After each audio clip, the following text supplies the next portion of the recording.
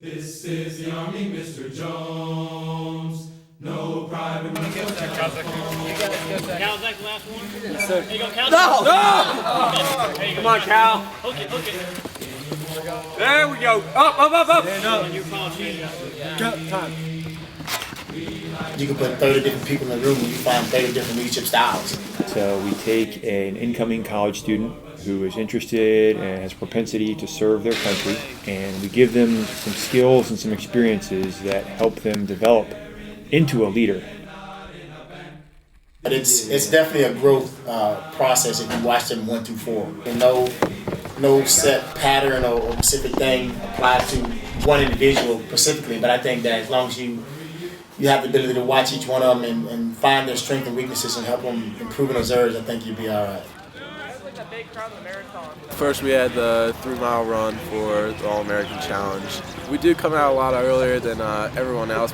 I hear people say, oh, I have an 8 a.m. It's like, well, I've been up for 2.5 hours before that already. It's really not that big a deal to me. But this is time for all the cadets, I feel, to create a stronger bond within the battalion, but also help improve their physical standard. At first, I didn't really think it was for me, and then I got interested like really fast. Normally, I'm on the other side, just like following orders. So it was definitely, I don't know, it was making me like come out of my shell, especially when Master Sergeant turned the music up and kind of like forced me to like speak. And he's always like just stressing the importance of like leading the circuit 3 times.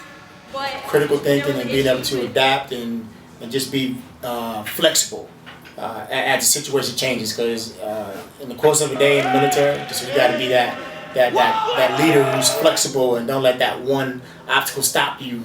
Be that barrier that stops you from getting your mission accomplished. The best weapon of an officer is between their ears. It's not carrying a weapon. So that's the weapon system we want to really improve and enhance.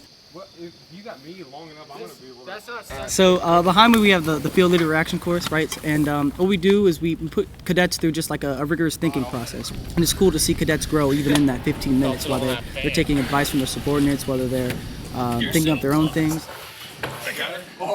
I think what's important is squad member, you have to get to the other side as well, and your input matters. So if your platoon leader is telling you to do something, if you think that you have a better idea or an idea that would help their idea, then you need to understand that your opinion matters and the correct way to do that, whether it's in the Army or tactfully, that you're building those leadership skills even when you're not in leadership. And I think the FLRC does a good job of getting that out of them. It's pretty cool. It definitely opens your eyes to the program as a whole. We had some hiccups, but otherwise communication was great. Teamwork was excellent. Alrighty. How's that going to be at the Team leader.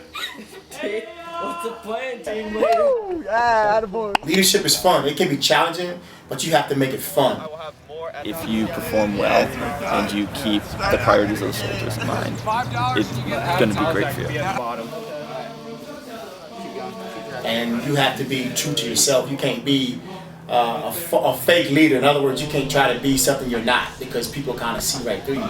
But if you're true to yourself and follow your heart and mind and just put some effort into what you're doing, that's how I think you develop your leadership style. But she won't help you out anymore. Do what the buglers command. They're in the Army and not in a band.